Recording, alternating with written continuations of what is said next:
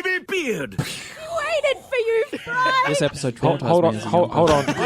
Hi, Sean. Look, I just wanted to take a moment at the top of the episode just to say a few things. Number one, I lied. Sorry, this will not be the music episode of Futurama. It is coming. There'll actually be a few other side missions that will be coming in the next couple of weeks, which I'll get into in a moment.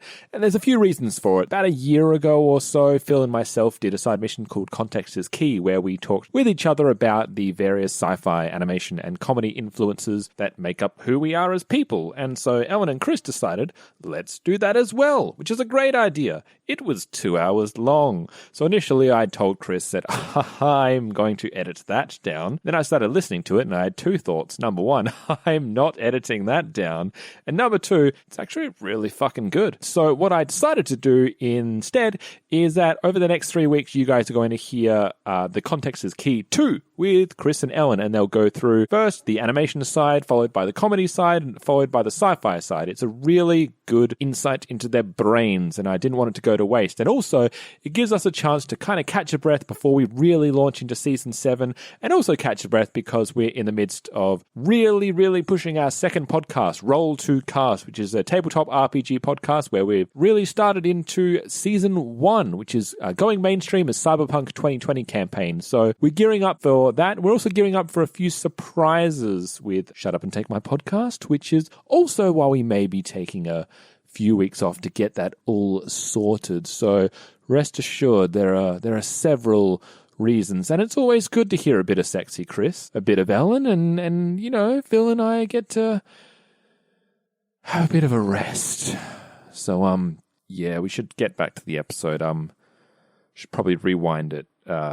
Start from the beginning. You know, just well, 1 second. Okay, got it. Baby beard. Waited for you, Fry. This episode traumatized me as a young person. My head is hurting again. Where's my firstborn son? God does not care about me masturbating. Your singing is bad and you should feel bad. First get out into the bus, so you're like, oh no! Yeah, I don't like myself becoming the protagonist of this podcast. You've been in because you haven't learned anything. Shut Up and Take My Podcast, Side Mission. Hello, and welcome to Shut Up and Take My Podcast, Side Mission. Context is Key, or everything, or something like that. Comma. Something. Context is important. Context is key. Context strikes back. Electric Boogaloo. Yes, because Empire Strikes Back. Electric Boogaloo. This is a side mission. Side missions are where we deviate from our regularly scheduled programming to bring you something different. Because you're worth it. Because you're great. You're the best. Thank you. I am. Yeah, hi, Ellen. You're Did you want to Ellen. introduce me? Yeah, at some hello. point? You're Ellen. Am I? Yeah. Holy shit. Well, how was I to know? Me telling you. Oh, okay. I've breathed life into your name. Oh, into the By golem. speaking your name. The Yeah. golem that is me. Yes. And you are Chris. I am. Hi. Hey. I panicked. I was like, oh, what's the Am usual? I? What's the human response? How are you? How are you? I don't know how many times at work I'll go, hi there, and they'll be like, yeah, good, thanks. I'm like, oh, fuck. Because now I have to play along with it. I have to change my conversation to fit your bullshit response. You bastard. I had this all set out. So Context is Key is an episode that Phil and Sean did a while back, and we're doing it right now. Yeah, without them. Without them. Because you've got their context, we're going to talk about our context, our love of animation, science fiction. And the funnies. And the funnies, the laughs, the giggles, the slapsticks. The hoop-de-hoos. The hardy-hards. That's not how you laugh. Well, I actually had a friend who did. His laugh was this. Oh, God. It was really cute. He's almost goofy. It was it really was. And he'd kind of use it in the middle of his sentences. So he'd be like, "Hey, how are you going, guys?" And we're like, "Hey, mate, what's adorable. up?" It was really cute. I don't know anyone who actually laughs as ho ho ho though. Santa. I don't know him. Why you send him letters every year? I don't. Who sends snail mail anymore? Do you text Santa? Yeah, I'd be like, "Yo, what's up?" Tweet at Santa. Slide into his DMs. Tagged him in my story. Yeah, that's right. Like, what's up, Santa? Hey. Haven't heard you in a bit. Is Close to Krampus, December. We're doing what we did last year. is Krampus still coming? Yay or nay? Yay, I nay. need to prepare my soul, I guess. It's never really specified what Krampus does with children. Eats them, right? It's never specified. We just know he takes you, Ah. puts you in his sack. I mean, there is that connotation. as well. There, yeah. He does have like a long ass tongue. Yeah, that's He has a gross. long, ass tongue. Not a long ass tongue. That would be A tongue coming from your butt. coming from the butt. I don't know why I put a comma in there. No, that's right. Long. Long Ass. ass tongue. Oh, no, you would put No. a hyphen. Long No. ass. Yes. Not a comma, because Not that a would be a comma. list. Yes. And he's the one who makes He's got lists. a long, He checks them he twice. has an ass. That's and what he we did. has We a had to check our list. And We had to check our list many times, but we didn't. Welcome to Baby Beard Media. so let's talk about something. What do you want to talk about first? We can talk about comedy, we can talk about science fiction, or we can talk about animation. Sci-fi, I have a bit more of a complicated relationship with it, so I don't know if I need more time to think or less. So let's leave that till last. All right. Let's talk about something that our show can't live without. Animation. Sweet. Yeah, I love animation. So do you remember your first animated thing that you watched or piece of media that you consumed? Because I do, and mine stands out. Like, mine is Okay. a big kind of like significant moment in my life. What is it? Fantasia. Oh, shit. Like the original. Yeah, the original. I had it Yeah. on VHS. That's amazing. And I watched it when I was like 3 or 4, like Wow. really early. Yeah, Because my that's- parents loved having classical music on and But having a also, kid entertained. That's like a brilliant blend. Like, that's a perfect age to show kids Fantasia, actually. I Because really, like, it was I felt like significant. if you showed a 5-year-old Fantasia, they would start to get bored. Like, they would want some sort of story or whatever, Hmm. and they might start to drift a little bit. But, like, if you show a kid who's just kind of, like, absorbing all stimuli and, like, really ready and a very visual, like, kids are very visual. Yeah, you kids show are them very that- visual. And I think 3 was a really good year for me because it was when I was putting like visual and music together. So like I was combining senses. Yeah. You know, I'd done that like, what is it? When you're 2, you like can recognize yourself in the mirror and you know that you exist or something like that. Is that age 2? Is that 2? I pretty- I swear think it's earlier. It's pretty early. It has to be earlier because pretty early. You, It might be like 6 months or you something. stop being a... A thing and you start being a person. Oh, yeah. It's definitely like... It's pretty early. But anyway, You're so still an infant when you're that putting happens. senses together, and I was able to put like music and visuals together. It's really good because I remember it being it's short stories Yeah. visually told where you have a narrator, Mickey Mouse, and a conductor and an orchestra kind of like stepping you through the whole thing as Mickey Mouse kind of like tugs on the man's coattails and is like the conductor's coattails and is like, let's do this one now, or Yeah. you know, those sorts of things. So that was my like intro to animation Yeah. and music as well. Wow. Was Fantasia. Holy shit. And what is it? A Storm on Bald Mountain, I think, or Eagle on Bald Mountain. I can't remember the piece. But it's the one, gothic one, where the mountain is a demon and it awakens. Oh, is that and the one with sucks like the ghosts? Chernobog? Yeah. Yeah. Yeah. Shit, That was yeah. my favorite at like age 5 and 4. Wonderfully animated. I've actually got to look up the music because I want to do it. But it's just so beautiful. And I remember being like, this is awesome. Yeah. This is cool. I What's don't- your favorite? Or what's your favorite animation? What's your favorite My animated? What's your favourite? favorite animated show? If not your first, what's your Show favorite? or movie? What? Show or movie? Show or movie? Yeah. What's that? Like a TV show or a Oh, movie. sorry, show or movie. Sorry, I thought you were saying show or movie, and I'm like, is that some sort of like Russian thing? Show or movie? Absolutely no. Show or movie? Either. What's your favorite piece of animation that you point to and you go, that is animation at its best? Possibly anything. Well, not anything, but the animation company Leica is one of my favorites. Like, what have they done? So they are a company that formed. They did all the animation on A Nightmare Before Christmas, and then they went off to form their own company. And Okay. their first film was Coraline. I love that film. Yeah, amazing. Also, you Yeah. can totally see the aesthetic and the visuals and the kind of design, the consistent design across the company's projects, Mm-hmm. even from something as early as A Nightmare Before Christmas, when they weren't a company yet. Yeah. They were just kind of A loose association of artists working for Odd Mate. Burton. Sad Man. He only was the produced producer. that. Yeah. So Henry Selick was the Right, okay. Lead the artist leader. on that. Yeah. The music by I'm going to interrupt very briefly. go for A it. Night on Bald Mountain. Okay. By which composer? Leonid Stokowski?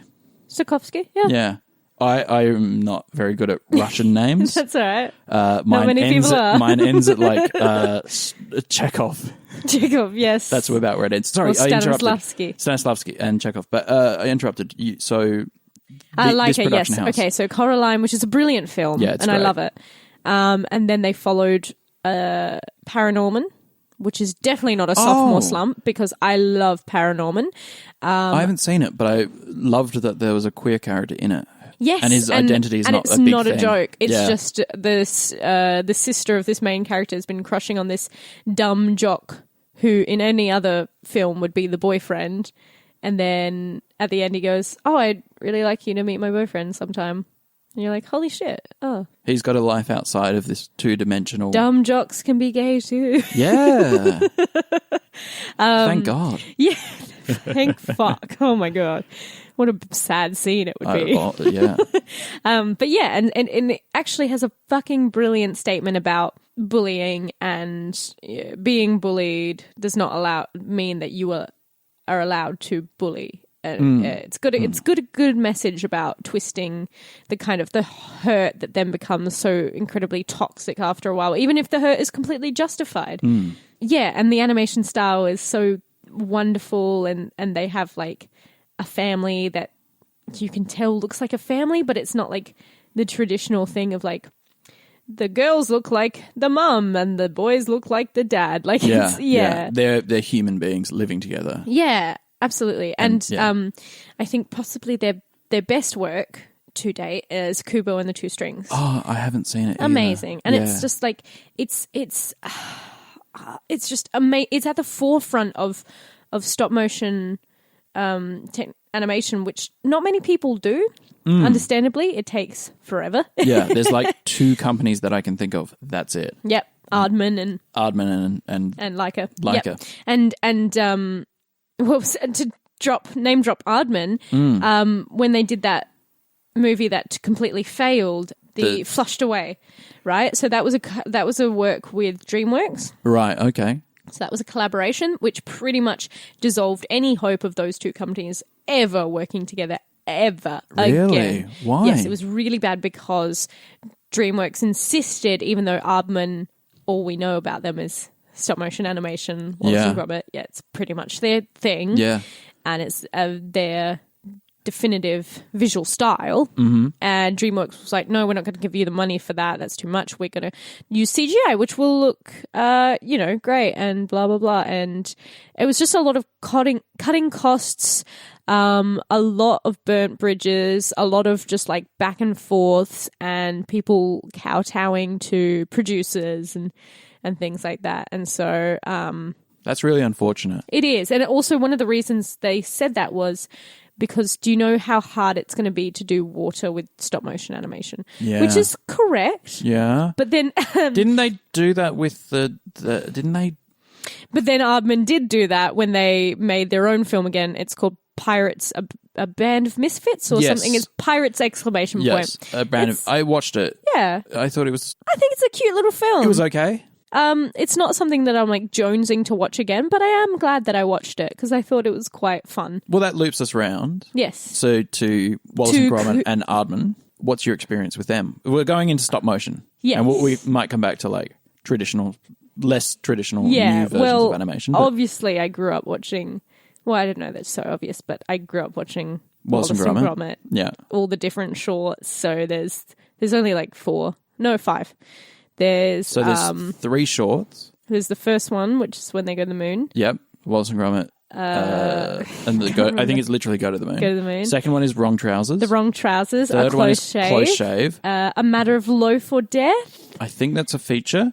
And then Were Rabbit is a feature. And then Were Rabbit, yeah. And I think that's their lot. They have made such a change to like the pop culture landscape. Like Wallace and Gromit are beloved. Yes. And there are 5 pieces of media with them in it. Well, it's sort of that Mr. Bean thing of like it's significant in its shortness. Yes. But also it's so specific and it's so lovely. Like there's also like I remember watching on, because I have a DVD with them, and they have a whole featurette about why they're so loved in Japan. And it's like, I didn't know that. and it's like because they are so definitively English. Oh, like right. all the little quirks and like the Yeah. tea and the Wensleydale and all that shit. But I just wanted to circle back to Kubo and the Two Strings, please. No, because go for it. that I think is really what children's media should be exploring. It has a similar theme to Coco, but it does similar things with Coco in that it talks about death and and family and all that. But Kubo and the Two Strings explores not only death but change to a loved one, a family member, and like what does that mean? Like because we all have kind of deaths, whether it's not the death of a person or the person that you knew. And so it's a lot about that, but also Kubo and the Two Strings opens on a breaking ocean, an ocean in the midst of a storm. It is stunning. And not only that, the music is amazing. It's got kind of like lots of strings. It's Japanese inspired. The art style is amazing. They've got these 2 villains which are kind of like they've got geisha masks and they're voiced by Rooney Mara, and they are chilling. Like their design is so eerie. Right. I've seen photos of those, but I didn't know that they were the villain. Yeah. Right.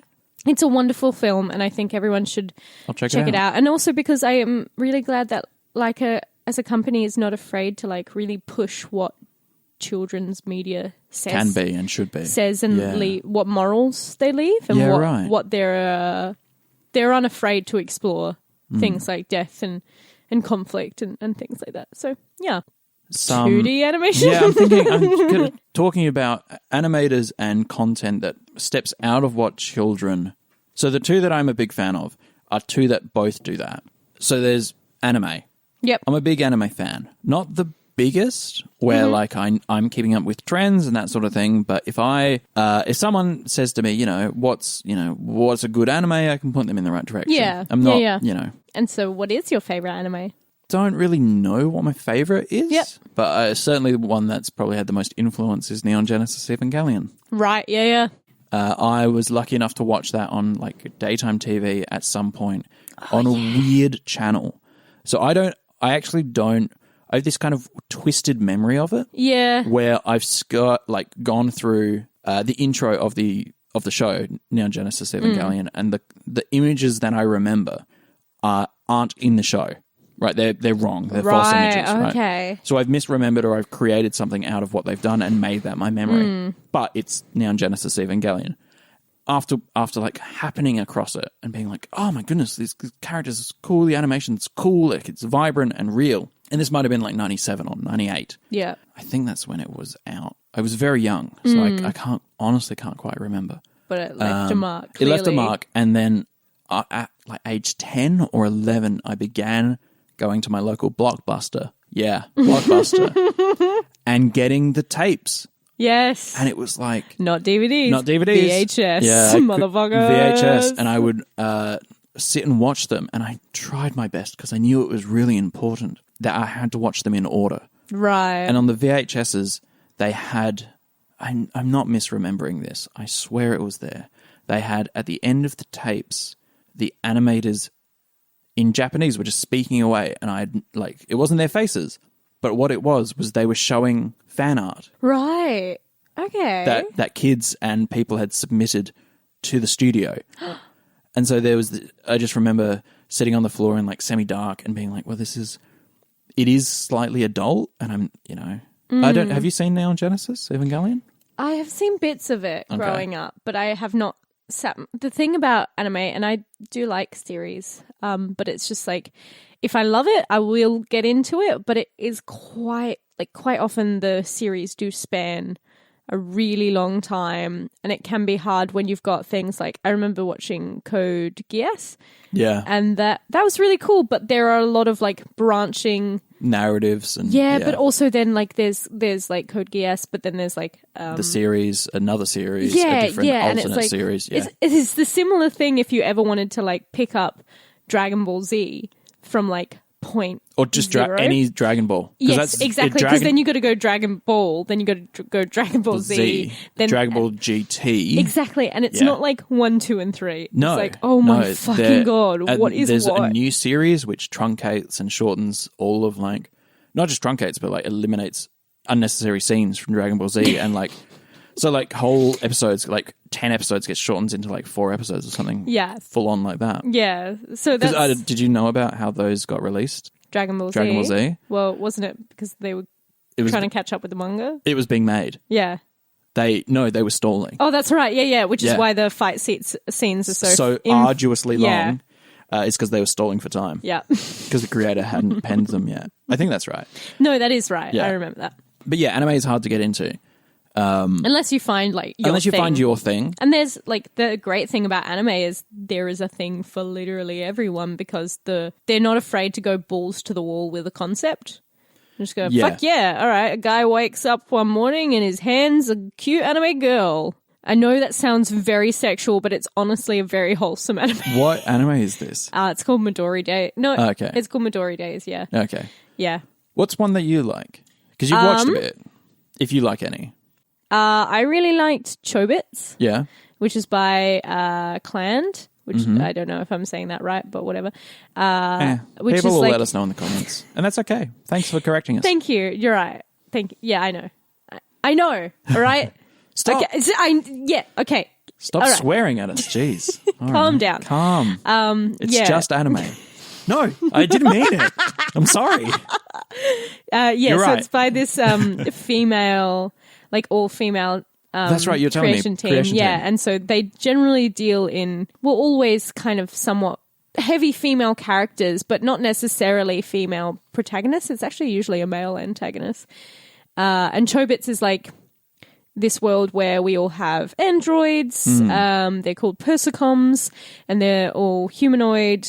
And Chobits is all... It's really a romance series, right? About this one kind of loser who's a bit of a Luddite, he hasn't really got his shit together, and he stumbles across this like one Persicom, like this abandoned Persicom. And there's also a myth that in this world that there's meant to be a computer called a Chobit, which is basically like an android that it's AI, right? Is it? It feels or something. Yes. Yeah. It has emotions. Yeah. Right. So it's a lot. It's really exploring like what does it mean to love someone and be loved and those kind of relationships. It's a great fucking series, and that was probably my first big. That was your big anime. Well, yeah, apart from Sailor Moon. Yeah, I was going to say Sailor Moon as well. One. Same. Like I was really ashamed of watching it. Really? I was a guy. Yeah, but I know, but I had kind of weird feelings about masculinity and I suppose also I was a blooming young man. Yeah. So like the skirts. And I suppose if you don't have like a sister or something. Yeah. Like, because a lot of things you tend to blur the line when it's like you have siblings of a different age and blah, blah, blah. Yeah. Like you kind of give yourself each other permission to enjoy the other's content a little bit. Not that my brother really... he would have watched a bit of Sailor Moon because I was just fucking obsessed with it. I loved it. I loved all the transformation sequences. It's led to like a long line of loves for magical girl series, which has culminated in like my love for Steven Universe now. So I feel like it's taken all of those tropes, but like added a lot more nuance and character. Although there's heaps of nuance in Sailor Moon, like expanded upon or contemporized that nuance, maybe. Yeah. Steven Universe is a good one. I fucking love Steven Universe. I'm a fan. I love the songs. I love the message. I love the way that they deal with certain issues. I like the animation style. The animation style is super cute. And also there is a great, I think it's Sideways, maybe, or I'm not sure. There's like a YouTube channel that talks a lot about music in media.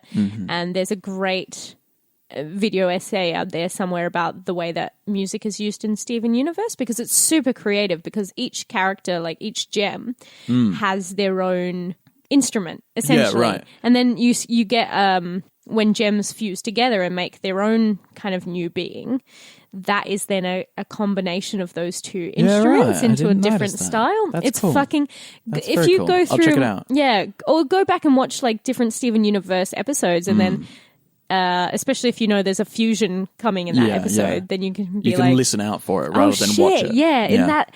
Oh, I see how they've made those two kind of styles into this one combined entity. Like, yeah, it's fucking rad. We don't have enough time to talk about all the animation that we love. Jesus Christ! Because clearly there's a lot. What am I doing here? I'm going to give you a chance to say 3 or 5. What would you prefer? 3 or 5, and just list them. Just animation. Yeah, animations. What Okay. would you prefer, 3 or 5? Because I'll do the opposite. I I want to do 5. Okay, go for it. I have a lot. 5. Okay. So, Song of the Sea by Toon Saloon, or anything by Toon Saloon. They're an Irish animation company, and they do what to Irish lore and mythology what Studio Ghibli do with their films with Japanese mythology. Brilliant, lovely animation. You can see the culture in the style as well. SpongeBob SquarePants, really fucking formative, brilliant, a good foray into how grotesque animation can be, and how silly, and it wasn't really afraid to show weird fucking frames. And the humor is great and on point, and I love SpongeBob with all my heart. Then Samurai Jack. Yeah, Was an early good nod. was an early love for me. I loved it. So much of that is just storytelling, visual storytelling. Like in the first episode, there's 3 lines of dialogue, maybe, or well, He's fairly silent as the protagonist in that Yeah. first episode. I remember that being a sticking point where I was like, I don't like that as a young man watching Yeah. it. I didn't like that, but then coming back to it, I was like, yeah, I love and the this. style is so unique, Yeah. so unique and so dynamic at the same time. The lines are so clean. It's all very, very geometric. And I still remember one of the episodes, like, to my dying day. It's the one where he encounters like a warrior that's been turned into this monster thing. All right. And he needs to die a warrior's death because he was like a Viking, and he needs to go join his loved ones in Valhalla. Yeah, and it's right. it's really fucking cool. So that's 3. That's 3. Number 4. Oh god. That's what I was saying. 3 or 5. Adventure Time. Yeah, cool. Great nod. Everyone loves Adventure Yes, Time that's true. for similar reasons. Yep. It's not afraid to go wacky. It's also not afraid to show a lot of heart. It's got a great animation style. Exactly. It's goofy and good-natured. Yeah. Hey, that's a good way of describing that show. Yeah. Goofy and good-natured. Yeah, because it's very wholesome, but at the same time, they have a character and they're like, we're going to show the progression of this character as the actor ages. Yeah. And so we're allowed to develop them Yep. a little bit. Yeah. Good intentions, good-natured. Yeah. And then your number 5. Shit, son. Any Disney film. 'Cause Yeah. I'm all about that shit. Yeah. One of my jobs is actually being a Disney princess, is. so maybe I shouldn't fucking swear so much. My Is bad. if bad. you're going to pull one, what's your favorite if you could pull one? Or you can't. Or just all Disney films. Probably Mulan. Okay. That was pretty formative, so it sticks. Do you know what I mean? Yeah, for but sure. also, like, God, fucking, it's just so. The scene where she's, she decides that she is going to go to war and she cuts for her her father. hair and She everything. lights the incense. Yeah. It's all edited on the beat Yes. as well of the music. So, and the music's leading it with her footsteps. She Yeah. cuts her hair. Oh man, that scene, so dynamic, so Yep. brilliant. Also, I'm going to say it, Li Shang, bisexual. canonically bisexual because he is I think so. super attracted to Ping. Yeah. And then he finds out that Ping is Mulan and he's like, oh, thank God. I thought I was going to have to wrestle with something there. I was going to have to really confront Wrestle my sexual... with someone. Yeah. Yes. Yeah. So that's your 5. Yep. Okay, You mine go. is Avatar: Last Airbender. Oh, shit, yeah. Yeah, I'm going to snipe that. Thank God, yeah. What a great show that is. I really enjoy it. Yeah. Just for its storytelling. I think the animation suits it. Oh, absolutely. Yeah. I think it's informed by function. Yeah. And also the research that they Totally. all the bending looks fucking brilliant Yes. because they made a point to go, let's look at some martial arts and see how they will translate. And it's like, yeah. There's Well researched, well written. There's a lot of heart. performed. Yeah. Iroh. yes. I literally still look up little Iroh wisdoms. Oh, really? Just to guide me sometimes where I'm like, oh, that's right. Where it's like, failure is only an opportunity to start again, this time wiser. And I'm like, hell yeah. Fuck yeah. Hell you yeah. crazy son of a bitch. That's awesome. Drink my little tea, get ripped. And also Zuko has one of the best redemption arcs. All the characters have excellent arcs. Yeah. And great representation of people who are blind and stuff. Oh, yeah. It's rad. And different cultures. So, they're all non-white. That's great. Except in the Shyamalan film. Yeah, anyway, we don't talk about that. Animation. We're talking about animation. Number 2. I'm going to say, and this might bother Shock me and later. offend me. Yeah, it's American Dad. Okay. I show your work. So this is, to me, this is the same as what Futurama is to current day Simpsons. I don't like. What's the Simpsons? Simpsons is Family Guy. Current day Simpsons is Family Guy. Okay. So I don't like Family Guy. Join the club. I liked maybe the first 5 episodes. Yeah. I thought the comedy was actually fairly good natured and was used to surprise and subvert rather than just for bullshit.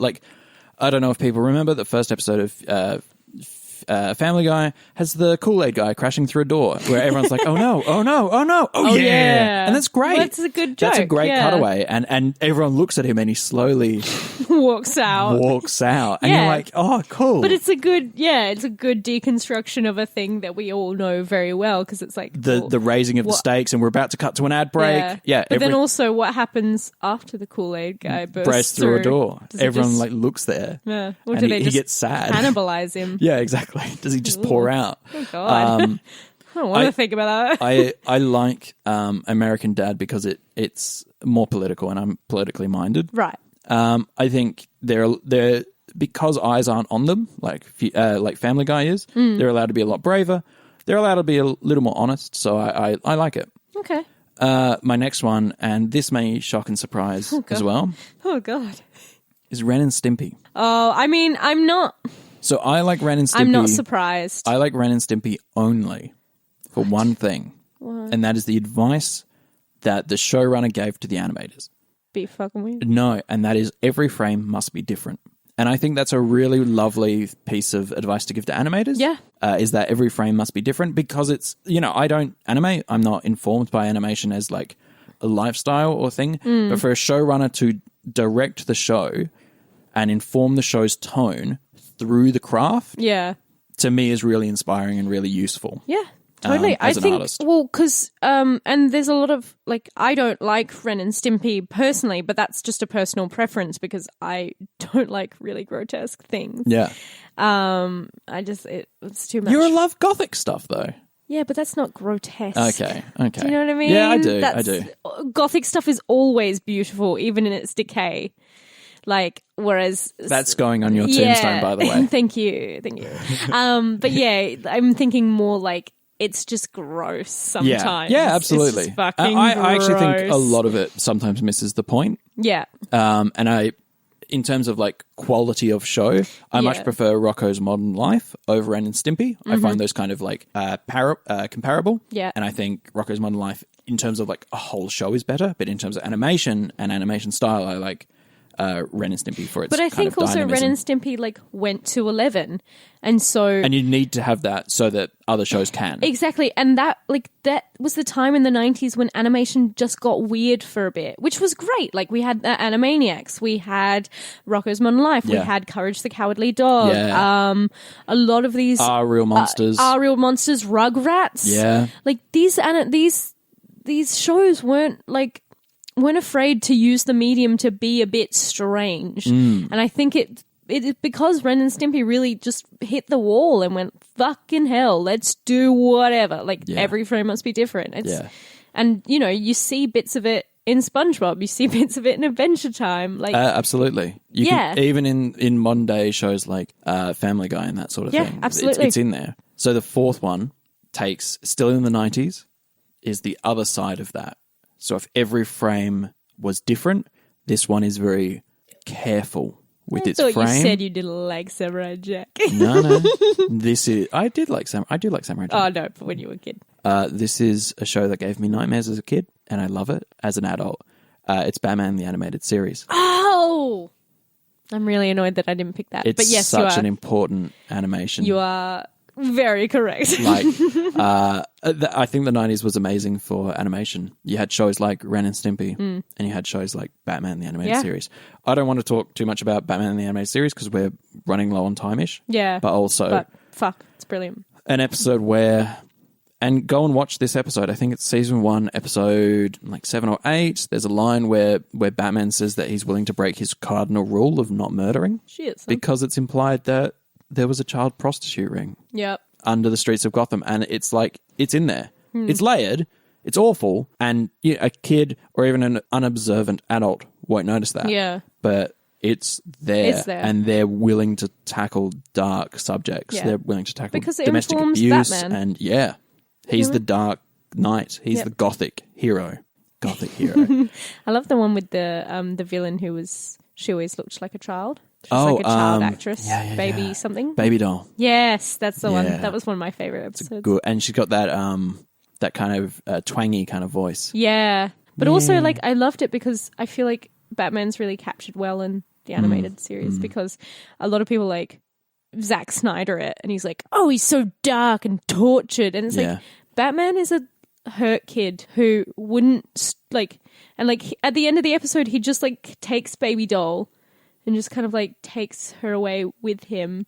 I think he gives her a hug. I can't remember, but it's that's the Batman I know. Yeah, and that's right. That's way more informed by his history than him just being I'm tortured. Well, I mean, he is tortured, but well, I think he's not an asshole. I think the miss thing in the Zack Snyder thing, we'll talk about that very briefly, is that we can talk about that for ages, why Batman was done wrong. For me, Batman is stoic. He lives by the actual moral philosophy of stoicism. Yes. So he was traumatized by bats and therefore dresses as one as a way of constantly dealing with trauma that he's experienced in past life. So he's a stoic, right? Don't show that to other people. Don't show that you're suffering or hurting. Yeah. And the Dark Knight trilogy that, Nolan made, I think kind of got that. But the problem with Snyder is that he doesn't understand that stoicism is something that you keep to yourself. Right? It's not designed to be bundled up and then to be exploded out. You actually have to be in control. At all times. Yeah. You don't take deep joy in stuff you experience life and anyway. So anyway, I think that it really captures it, and the fucking 1950s the aesthetic so good, brilliant, so good. Number 5 it's a toss up between two animes that I really love. Trigun. Yep. I don't know if I'll insert the theme music here or I'll just sing it. Nah, just maybe I'll insert it. It's so good. So fucking good. So fucking good. They're on an alien planet. It's a bunch of humans. One of Sean's favorite shows. What's that thing that he always goes on about? Firefly. It's Firefly before Cowboy Bebop. Holy shit. It's Cowboy Bebop before Cowboy Bebop. Oh my god. It's science fiction cowboys. The protagonist is a tall, 6'6", blonde-haired, goofy guy who smiles and gives everyone hugs, and his catchphrase is fucking love and peace, and he's the best shot in the world, and he's a pacifist, and it's cool. A tall, blonde Ringo Starr. He looks... I'm going to show you a picture, Ellen. Is he going to and be it's- my anime boyfriend? Yeah, I'm going to make you love him. And the other one is Cowboy Bebop. Yep. Or with a real close runner-up, so I'm going to do 7, Samurai Champloo. So That's not allowed. Yeah, I know. Have you watched Samurai Champloo? Oh, have you watched any of those? Cowboy Bebop, yep. Cowboy Bebop. Why am I not being able to say words? That's all right. It's late. Cowboy Bebop. So Trigun I love because it's like fun and really interesting and like just look at him. Show me the cute boy. He's always smiling unless he's frowning, but he's just like, it's peak anime. Cowboy Bebop, I don't think I need to explain that one. Go watch it. And then Samurai Champloo. So if Cowboy Bebop is the West and blues in space, then Samurai Champloo is hip-hop and rap battles in feudal Japan. Holy shit, I'm in. It's breakdancing with swords. I'm in. It's beats and scratches as they rap about like how the sun is coming up and how it like shows the rice paddies. You made the sale. Stop selling. Oh, it's so fucking cool. I'm gonna watch it's it. so cool. Amazing. And it's right at the point just before the Dutch invade Japan. So it's Right. right on or just after. So it's like right on the fucking cusp of that like time. Yeah. Things are about to change, but they're not really. And it's got this really like interesting 90s edge, late 80s, early 90s edge of like hip hop music, and like hip hop music was about to change because it's like, is it getting more gang violence? Is it more like that sort of like fight within that culture? It's fucking, NWA had come out and was like really punching hard, and like, what is rap music doing? What's hip hop music doing? Anyway. That's animation. So that's one thing out of the one 3. out of the 3, and we're like 40 minutes in. That's cool. Let's make this a fucking long episode. Sean has to go to bed, and we're recording in his room. You guys love us, right? If you've switched off, we don't know. Who but are if you haven't, thanks for sticking with us. We want to Who talk. are the C-listers of Baby Beard Media? It's me. No! Don't say that about yourself. I've edited nearly every episode. Yes. Sean and I have. So you're an A-lister. Sweet. Baby. Baby? I don't think we have A-listers. We're all B-listers. It's Baby Beard. We're all BB. BB listers. We're all BBM. Listers. Boom listers.